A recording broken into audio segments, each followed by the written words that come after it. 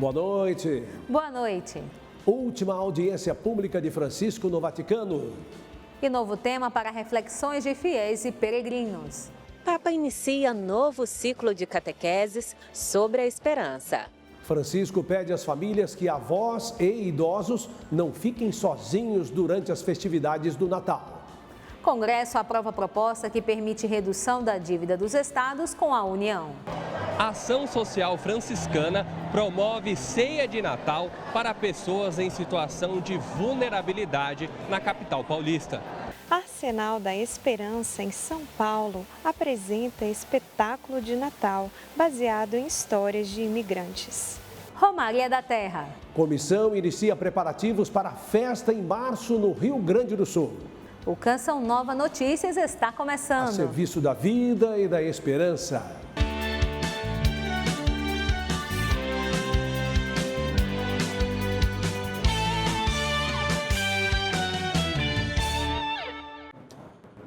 O início de um novo tempo de reflexões durante as catequeses do Papa Francisco alimenta a expectativa de fiéis e peregrinos que participam das audiências no Vaticano. O Santo Padre propõe neste ciclo a esperança cristã, cuja fonte é Jesus Cristo.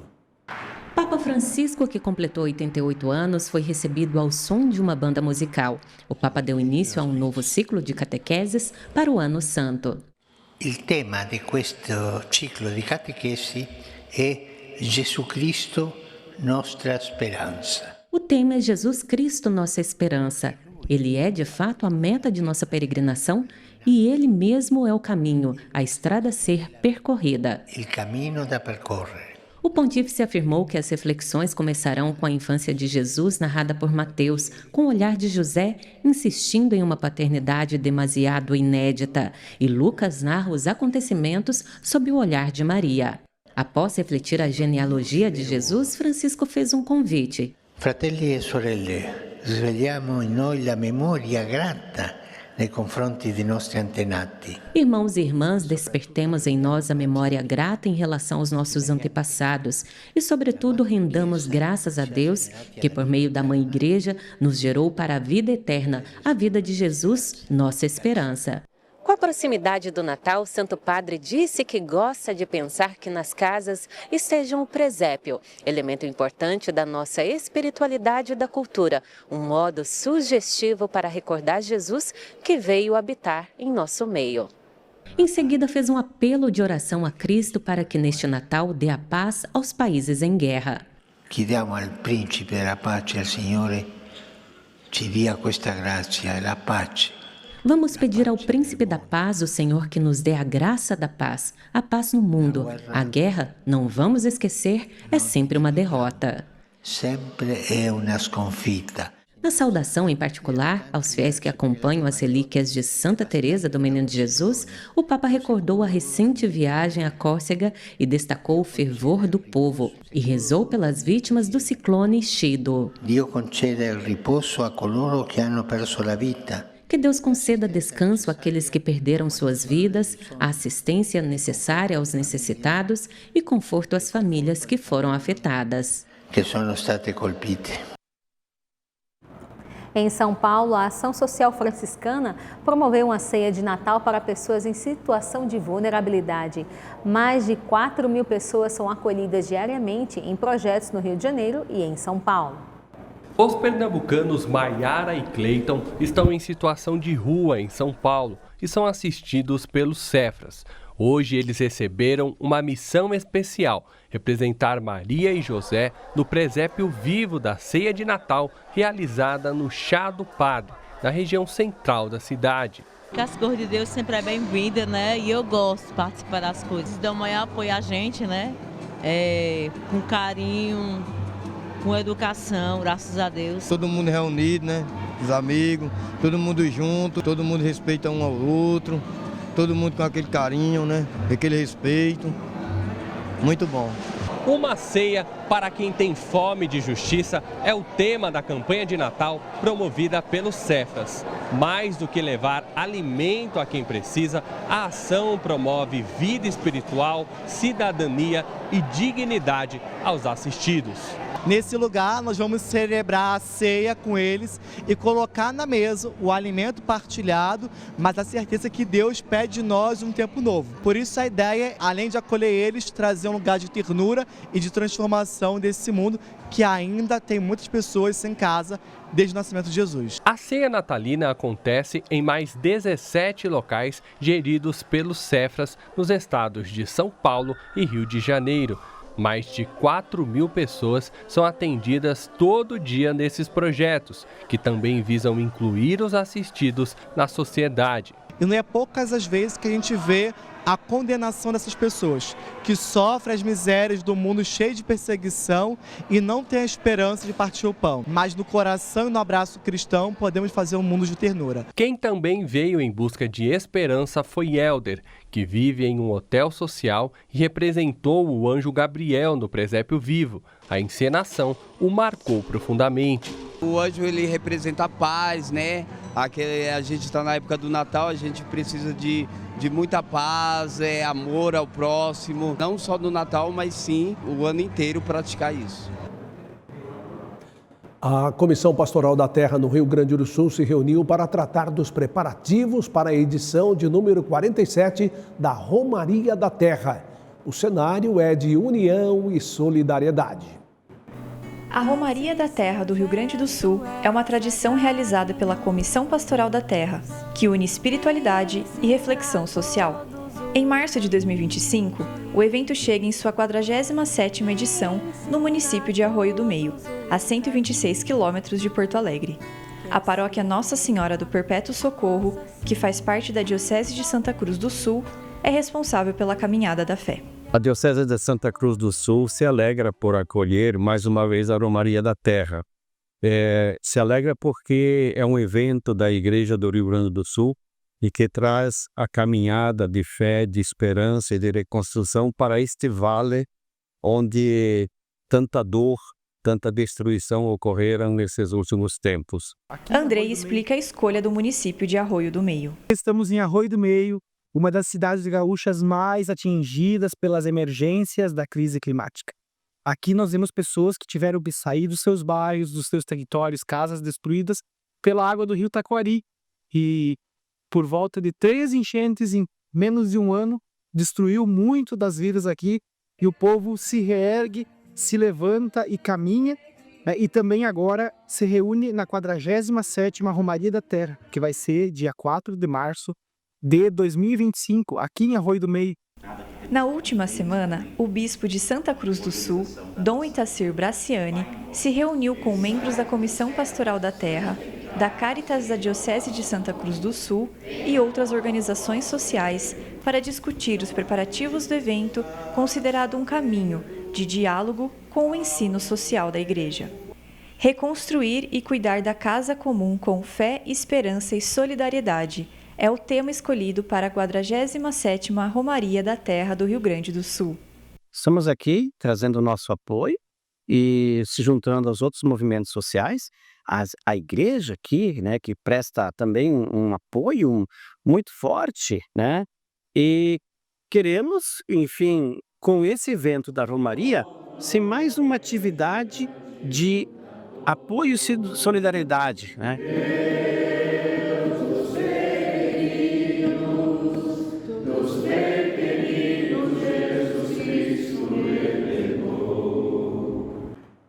O texto que regulamenta a reforma tributária sobre o consumo vai à sanção presidencial. A proposta foi aprovada na Câmara dos Deputados. As mudanças, no entanto, começaram a valer em 2033. O texto votado na Câmara dos Deputados regulamenta a reforma tributária com o estabelecimento das regras para cobranças do IBS e CBS, que vão substituir PIS, COFINS, ICMS, ISS e IPI. Ficou estabelecida a isenção de produtos da cesta básica, como arroz, feijão, carnes e peixes, além da redução de 60% nos tributos de outros produtos frequentemente consumidos pelos brasileiros, como óleo de soja, extrato de tomate e pão de forma. Os medicamentos terão alíquotas de 0% a 60%. O imposto seletivo terá uma cobrança adicional sobre produtos considerados prejudiciais à saúde, como bebidas alcoólicas, cigarros e refrigerantes.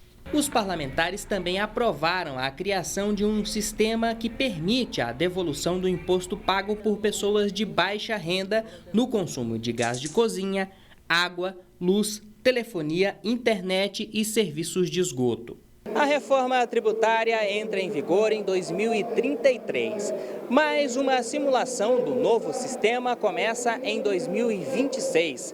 As projeções do Ministério da Fazenda eram para uma cobrança de alíquota de 26,5%. Mas com as mudanças feitas no Congresso, a expectativa é de uma elevação para 28%, uma das cargas tributárias mais altas do mundo. O relator da proposta na Câmara classificou as mudanças como históricas e uma correção de distorções que faziam o consumidor pagar mais impostos. Uma reforma que corrige a distorção de cobrar imposto na origem e não no destino. Um cidadão, uma professora do Piauí, ao comprar um carro da montadora de Minas Gerais, pagar imposto para o estado de Minas Gerais. Nós estamos corrigindo distorções. Lugar nenhum do mundo cobra imposto na origem. Já os parlamentares da oposição rejeitaram a proposta sob a alegação de elevação dos impostos cobrados. Nós teremos a maior alíquota do mundo, passaremos a ter então a Hungria, mas se tivesse até que ter os civis da Hungria, até que eu votaria sim. A reforma, para mim, toda é uma tragédia tributária. Então, eu entendo que é um assunto muito sério, que vai afetar a vida do mais simples ao mais rico. Em Aracaju, os candidatos eleitos ou os eleitos na capital sergipana foram diplomados durante solenidade realizada pelo Tribunal Regional Eleitoral. Com o espaço lotado, a solenidade foi realizada em um dos principais teatros públicos da cidade. Presidida pela juíza eleitoral doutora Laís Mendonça, o ato contou com a presença do governador do estado, Fábio Mitidieri, do presidente do Tribunal Regional Eleitoral de Sergipe, desembargador Diógenes Barreto, além de outras autoridades. Suplentes vereadores foram diplomados juntamente com a prefeita eleita. Emília Correia venceu o segundo turno com 57,46% dos votos válidos e se tornou a primeira mulher prefeita da capital sergipana em 169 anos. Aracaju está fazendo história, meu coração está muito feliz, muito grato, mas também ao mesmo tempo muito concentrado. E eu digo sempre, o coração dele deve estar a mesma coisa, eu não tenho dúvida, porque a gente quer levar o nosso melhor para o povo de Aracaju. De acordo com o Tribunal Superior Eleitoral, a diplomação dos eleitos no pleito deste ano deve acontecer até amanhã em todo o Brasil.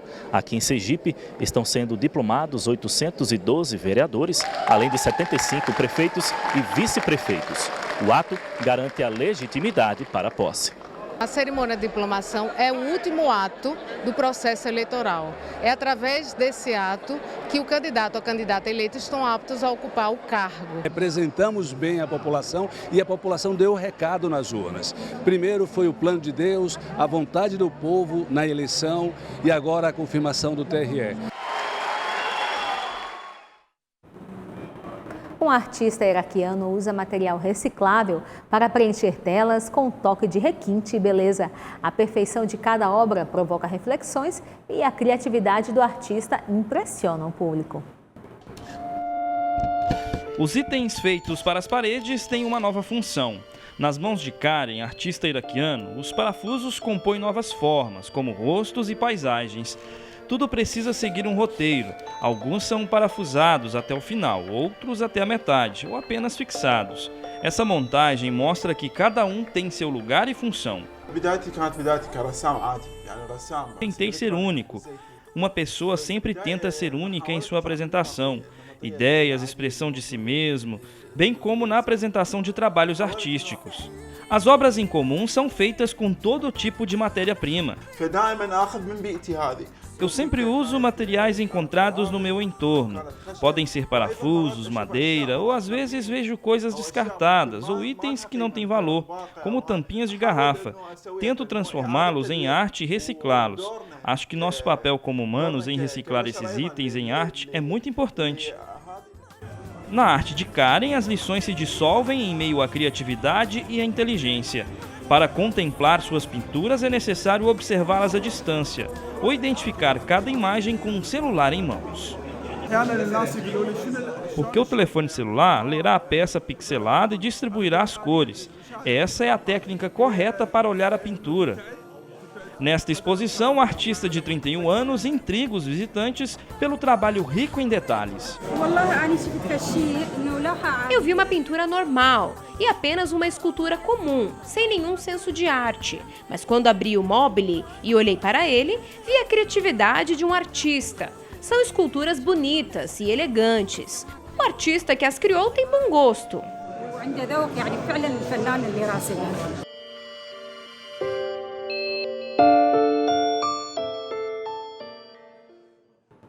O Congresso Nacional aprovou um projeto de lei que permite reduzir a dívida dos estados com a União. Os estados devem quase 800 bilhões de reais ao governo federal. A dívida dos estados é corrigida anualmente com base no IPCA ou a Selic, além de mais 4% ao ano.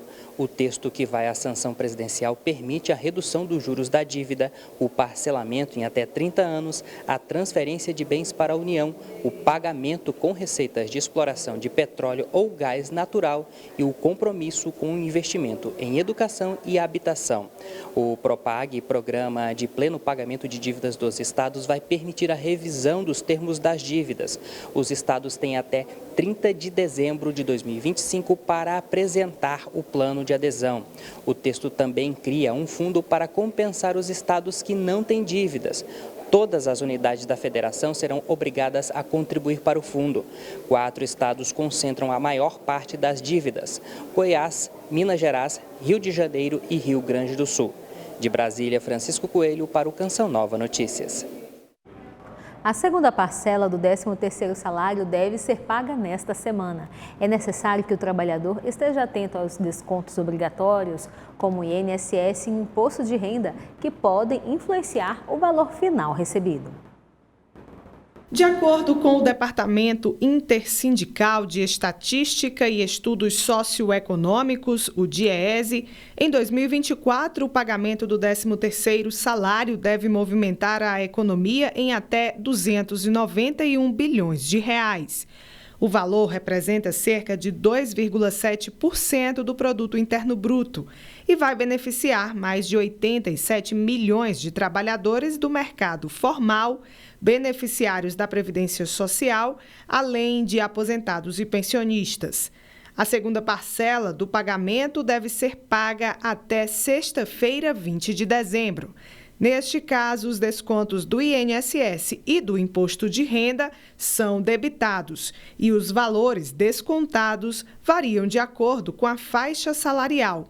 A alíquota vai de 7,5% para quem recebe até R$ 1.100, até 14% para valores entre R$ 3.305 e R$ 6.433. A gratificação natalina é paga integralmente para quem trabalha há pelo menos um ano na mesma empresa. Quem trabalhou menos tempo deve receber apenas o proporcional do período trabalhado. As brincadeiras infantis vão muito além da diversão. Desempenham um papel fundamental no desenvolvimento físico e emocional e na aprendizagem das crianças. Pois é, Reinaldo, e neste período de férias, brincar ajuda a aliviar o estresse, promove a socialização e estimula um crescimento saudável e equilibrado. O dia tá lindão e o Joaquim tá esperto. Bola no pé contra o repórter. Disputa acirrada. Joaquim consegue driblar o jornalista e... Além do futebol, Joaquim, de 6 anos, gosta de praticar um tradicional jogo de cartas, que exige conhecimento estratégico e agilidade de pensamento. A primeira coisa que faz, você tem que dar a carta pra nós, né? Aí Aí a gente vai ter que comprar no mercado se a gente não tem. Em outro canto do parque, Arthur, de 5 anos, segue a inspiração adquirida com o avô, que trabalha na área da construção civil. Repare nos brinquedos, retratam máquinas de uma construtora. Um caminhão de carregar máquina, que é essa máquina que ele carrega, essa máquina aqui realista. Ele gosta de fazer amizade e como ele mora em Aparecida, agora ele está de férias e está comigo em casa. E acorda cedo e já quer vir pro parque brincar de caminhão. E desde criancinha, quando ele nasceu, o pai dele já leva ele pro escritório para brincar com as máquinas lá, né? Só leva, coloca ele em cima da máquina, caminhão. Em casa, a Flor de Maria, cozinheira de mão cheia, mostra com a mãe como é divertido fazer seu próprio café da manhã. Primeiro, a gente descasca a banana. E é importante essa interação, né? De fazer... Corta, né? A gente vai cortar? De colocar a criança para participar das atividades do dia a dia. E ela gosta de fazer o café da manhã, de preparar a mesa. A Flor não para. Enquanto a conversa acontece, ela segue preparando uma panqueca de banana com aveia.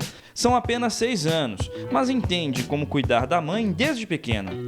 E de manhã também ela arruma café da manhã pra mim, né? É a alegria da casa, né? Então a gente percebendo também esse jeito dela, isso facilita também na interação, né? Quando a gente vai fazer as coisas em casa e a gente permite, entendeu? Então no início, e ter essa questão do ovo é uma coisa um pouco desastrosa, mas a gente tem que permitir, né? Que a criança faça, ela participe desse processo. Brincar se tornou coisa séria. As brincadeiras de criança estimulam o cognitivo, o contato social, abrem portas para a criatividade, desenvolvem esse relacionamento ao estar no parquinho, visitando o parque e, é claro, ainda reduz o estresse e a ansiedade e fazem os adultos suarem a camisa. Por exemplo, o Joaquim, ele tem 6 anos e o próximo ano ele vai entrar numa parte muito importante da alfabetização. Então nós trouxemos livros, quebra-cabeças, para que ele já possa ir entrando nesse universo sem perceber que a gente está trabalhando a parte de alfabetização. Para cada idade, uma fase. Isso quer dizer que existem brinquedos e brincadeiras ideais para o aperfeiçoamento infantil, sendo possível transformar a atividade doméstica com a supervisão de um adulto em uma aventura. A criança nessa idade, né, 2 a 7 anos, ela gosta muito de questão competitiva. É até importante. Então, eu tornar essa atividade um jogo com pontuações, com premiações. Importante considerar a recompensa como presente e não administrá-la como ameaça. Porque aí isso acaba gerando outros transtornos. Mas a questão da recompensa ela é importante quando eu faço uma tarefa, porque na vida adulta a gente é recompensado depois de uma tarefa. O parque está limpo, a quadra de areia preparada. E a criançada? Vai brincar! Feliz férias, turma!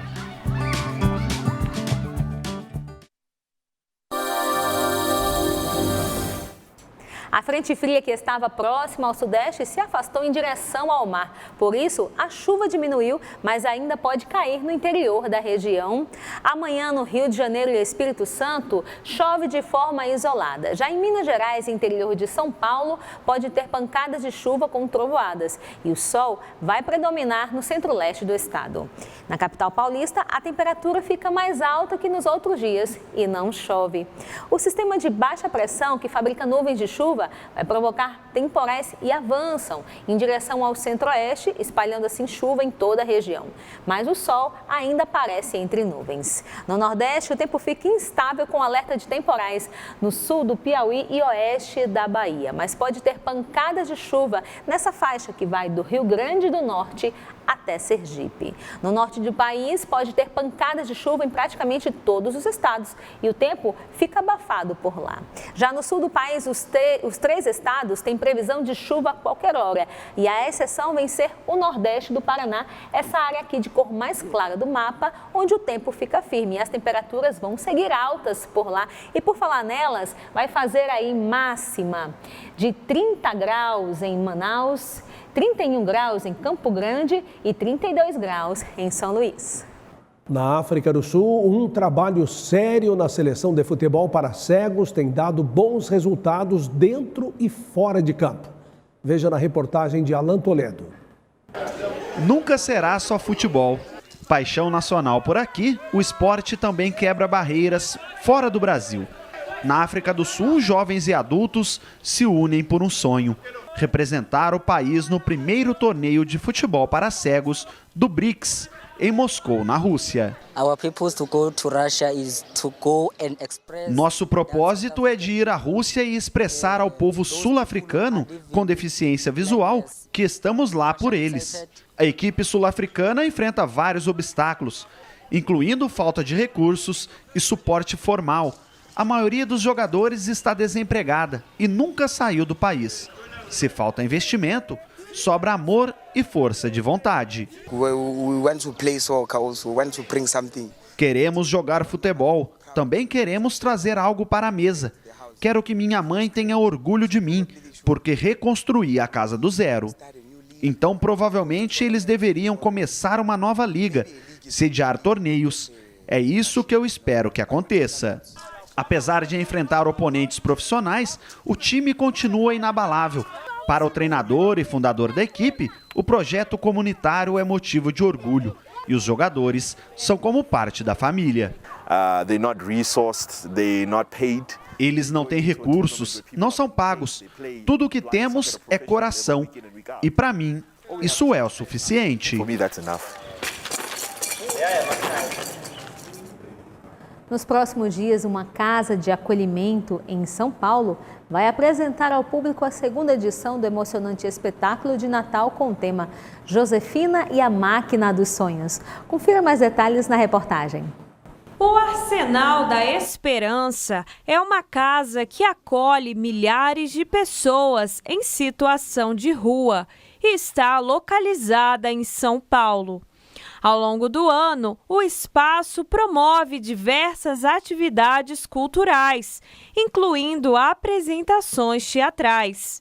No ano passado, foi encenado o espetáculo Josefina, a incrível máquina dos sonhos, e a segunda edição está programada para este mês.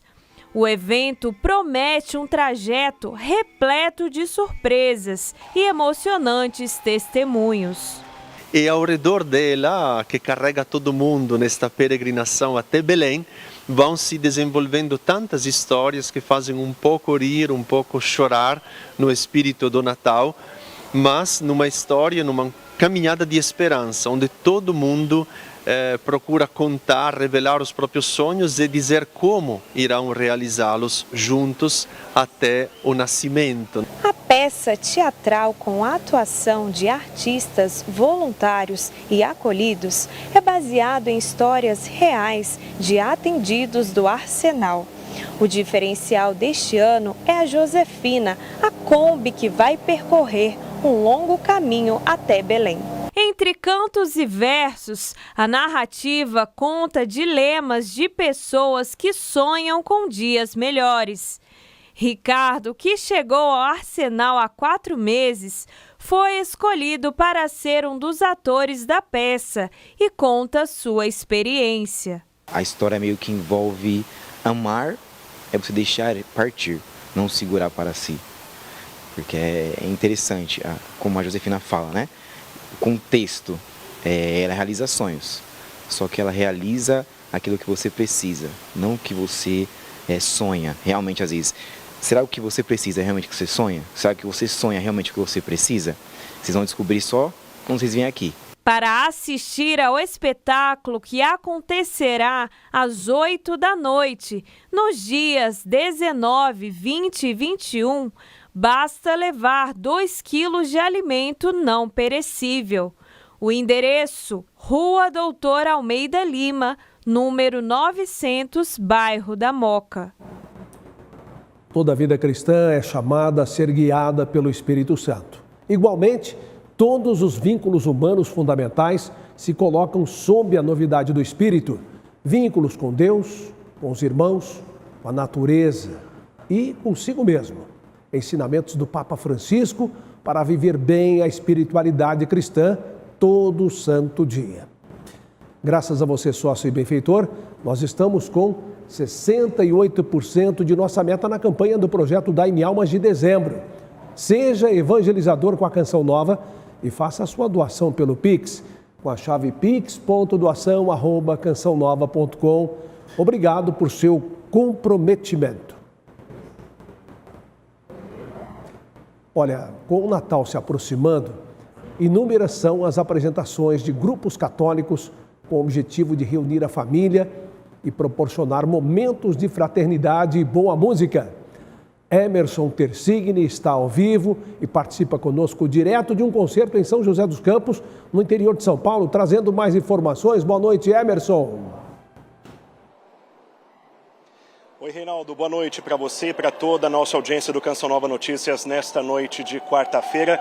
Daqui a pouco, às 8 da noite, tem início a segunda edição do Catedral Sinfônica, este que é um evento especial, concerto natalino especial, que acontece aqui na Catedral São Dimas, principal igreja da Diocese de São José dos Campos. E olha, quem vier aqui ao Catedral Sinfônica terá a oportunidade de prestigiar um repertório de altíssimo nível. Eu digo porque teremos algumas canções como o Panis Angélicos, que é especial desse tempo natalino da nossa igreja, também Com Te Parterò, de Andrea Bocelli, uma música consagrada, e também teremos aí para os amantes do esporte, por exemplo, o tema da Liga dos Campeões da Europa, aquela ópera de vários idiomas da Champions League. Quem gosta de futebol sabe a referência que eu estou fazendo. Mas enfim, tudo é imperdível, e para a gente falar mais a respeito desta segunda edição do Catedral Sinfônica, vou conversar agora com o Marcos Nogueira, que é o idealizador deste projeto tão bonito. Marcos, obrigado por aceitar o nosso convite.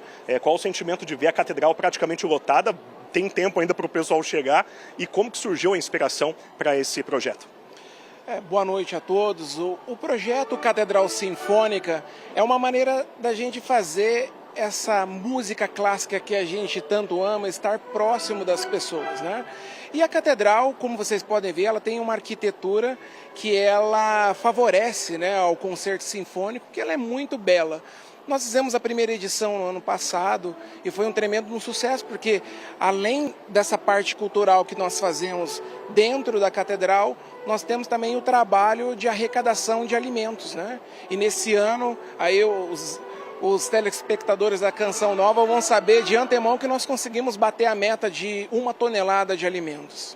E tudo isso para a obra social aqui da Catedral, é isso mesmo? Sim, tudo para a obra social, que faz um trabalho maravilhoso. E aí é esse sentimento que a gente quer deixar nas pessoas que vêm para cá. Acompanha um belíssimo concerto feito pelo nosso instituto e ajuda o próximo. Com certeza. Marcos, obrigado por aceitar o nosso convite, por estar conosco. Boa apresentação para todos vocês. Lembrando, Reinaldo, que a Catedral São Dimas fica aqui na Praça Monsenhor Ascânio, número 1, no Jardim São Dimas, em São José. Quem vier, ainda dá tempo, pode vir aqui e doar 1 quilo de alimento não perecível para ajudar a obra social São Dimas. Enfim, a igreja está ficando lotada, daqui a pouquinho não vai ter espaço, então tem que garantir a presença. Volto com você aí no estúdio. Muito obrigado, Tersigni. Boa noite para você, viu? Bom fim de noite. Que bacana ver essa iniciativa, né?